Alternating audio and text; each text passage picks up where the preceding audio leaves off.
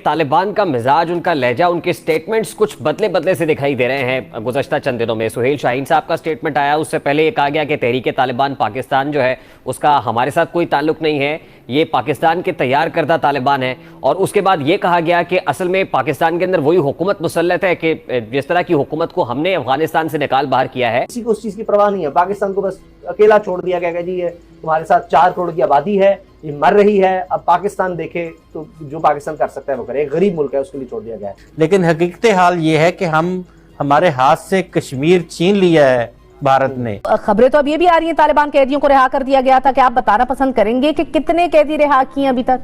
नहीं है ठीक, वो बात ठीक नहीं है, वो नंबर आता रहता है, पता नहीं कभी को 100-200 जो भी मैंने भी वो देखा है।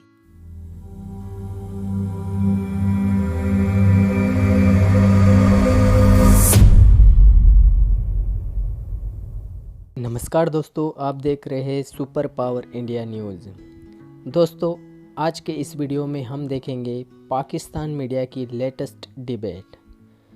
तो चलिए दोस्तों शुरू करते हैं, लेकिन उससे पहले यदि अभी तक आपने हमारे चैनल को सब्सक्राइब नहीं किया है तो सब्सक्राइब कीजिए और बेल आइकन को क्लिक कीजिए ताकि ऐसे ही लेटेस्ट वीडियो आपको मिलते रहें।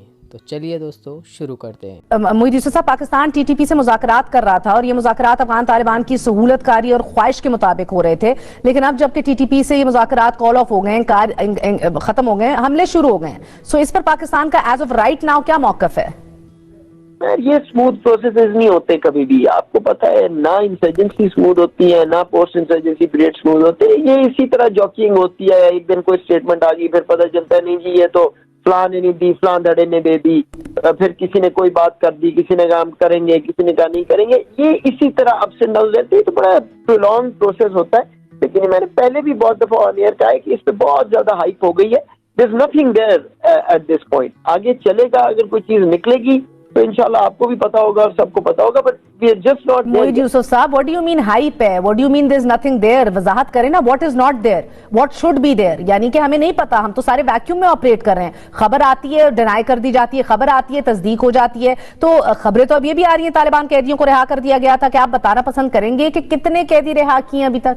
नहीं है ठीक, वो बात ठीक नहीं है, वो नंबर आता रहता है, पता नहीं कभी को 100-200 जो भी मैंने भी वो देखा है, वो बात ठीक नहीं है। इनके सिर्फ जो डी रेडिकलाइजेशन प्रोग्राम्स में लोग गए थे, जो हमारे डी रेडिकलाइजेशन पाकिस्तान के प्रोग्राम है, उसमें सिर्फ टीटीपी नहीं और भी बहुत से गए थे जब ये दहशतगर्दी थी। वो एक पूरा प्रोसेस है। वो लोग जब डी रेडिकलाइजेशन प्रोसेस से निकल जाते हैं तो वो जाके कम्युनिटी में दोबारा से अपने आप को सिमुलेट करते हैं। वो सिर्फ इनका नहीं, हर उस शख्स का जो रेडिकलाइज था जिसके लिए हमने वो किया है। ये भारत की ये जो पॉलिसी है ये कब तक रहेगी? दुनिया में पता भी चल रहा है, लेकिन अब ये तो नहीं हो सकता कि वो आप कहते हैं कि जी आप बहुत से लोगों को मुसलसल बेवकूफ नहीं बना सकते, कुछ लोगों को आप कुछ अरसे के लिए बेवकूफ बना सकते हैं। ये पॉलिसी कब तक रहेगी कि इलेक्शन आने वाला है तो जनाब पुलवामा कर दो और उसके बाद इलेक्शन जीत जाओ? तो ये बड़ा जबरदस्त ये फार्मूला है, कुछ ना कुछ ऐसा कर दिया जाए कि पाकिस्तान पर इल्जाम दे दो। और ये बराक ओबामा अपनी किताब में कह चुके जी भारत में तो सीधी सी बात है, आपने इलेक्शन में सबसे अच्छी कंपेन है, पाकिस्तान के खिलाफ कुछ कर दो और इसको वहां पर बेचा जाता है। अगर आप कहते हैं कि ये कब तक चलेगा, तो ये रोज़ बरोज़ वहाँ पे मजबूत हो रही है। हिंदुत्व जो है वो रोज़ बरोज़ वहाँ पे तवाना हो रहा है, और जब तक ये तवाना होता रहेगा, आप जानते हैं कि सेकुलर स्टेट से मजहबी रियासत का रूप रंग धार लिया है भारत ने। तो जो कुछ वो कर सकते हैं वो कर रहे हैं। आपने तो तारीख बयान कर दी पूरी, और बहुत सारी चीज़ें आपने डिस्कस कर दी, पुलवामा भी कर दिया, बॉम्बे भी कर दिया और बहुत सारी दीगर चीज़ें भी कर दी। लेकिन हकीकत हाल ये है कि हमारे हाथ से कश्मीर छीन लिया है भारत ने, और 5 अगस्त 2019 को उन्होंने जो कुछ किया है उसके ऊपर ना तो दुनिया में कहीं मजम्मत की आवाज़ उठाई गई, ना उस हवाले से कहीं हमारी तरफ से या किसी तरफ से मुज़ाहमत की गई। हमारी हुकूमतें और उनका किरदार आप देखें कि हमारी हुकूमतों ने तकरीबन हर हुकूमत ने कोशिश की है कि हम भारत से सुलह कर लें। हिंदू मरम्मत मांगता है, मजम्मत नहीं मानता। हिंदू की मरम्मत चाहिए है। तो अब जो हिंदुत्व का नजरिया जो चल पड़ा है, जो जाफरानी दहशतगर्दी वहाँ पे हो रही है, उसका इलाज जो करना पड़ेगा वो ना तो बातों से हो सकता है, ना पूरी दुनिया में आप झंडे उठा के चले जाएं, पूरी दुनिया को समझाना शुरू करें, कोई समझता ही नहीं है जुबान की जो गहराई है, जी, जी। अल्फाज अच्छा। की गहराई है, वो कुछ समझते ही नहीं है।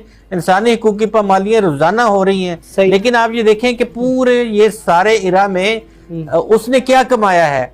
उसने एक तरफ तमाम अकलियतों को दीवारों से लगा दिया है, उसने कश्मीर एक तरह का उसने एनेक्स कर लिया अपने साथ, और वो चाइना के साथ आंखें लड़ा रहा है। तालिबान का मिजाज, उनका लहजा, उनके स्टेटमेंट्स कुछ बदले बदले से दिखाई दे रहे हैं गुज़श्ता चंद दिनों में। सुहेल शाहीन साहब का स्टेटमेंट आया, उससे पहले ये कहा गया कि तहरीक तालिबान पाकिस्तान जो है उसका हमारे साथ कोई ताल्लुक नहीं है, ये पाकिस्तान के तैयार करदा तालिबान है। और उसके बाद ये कहा गया कि असल में पाकिस्तान के अंदर वही हुकूमत मुसल्लत है कि जिस तरह की हुकूमत को हमने अफगानिस्तान से निकाल बाहर किया है। तो इन स्टेटमेंट्स का क्या मतलब समझा जाए?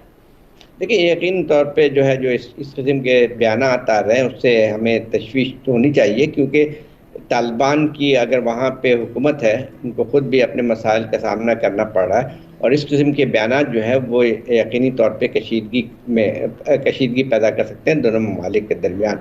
मसला ये है कि TTP वहाँ पे मौजूद है अफ़गानिस्तान में, और तालिबान का ये हुकूमत का फ़र्ज़ है कि उसके ख़िलाफ़ कार्रवाई करें, क्योंकि एक सबसे बड़ी इंटरनेशनल कम्युनिटी की तरफ से भी तालिबान की तरफ यही है कि वो अपने खित्तों को, अपने सॉइल को जो है वो किसी भी दहशतगर्द तंजीम को इस्तेमाल करने नहीं देंगे, और पाकिस्तान की तरफ से भी यही था। तो अब इस किस्म की बातें करना जो है, मेरा ख्याल ये है कि इसको तालिबान के लिए भी नुकसानदायक साबित हो सकती है।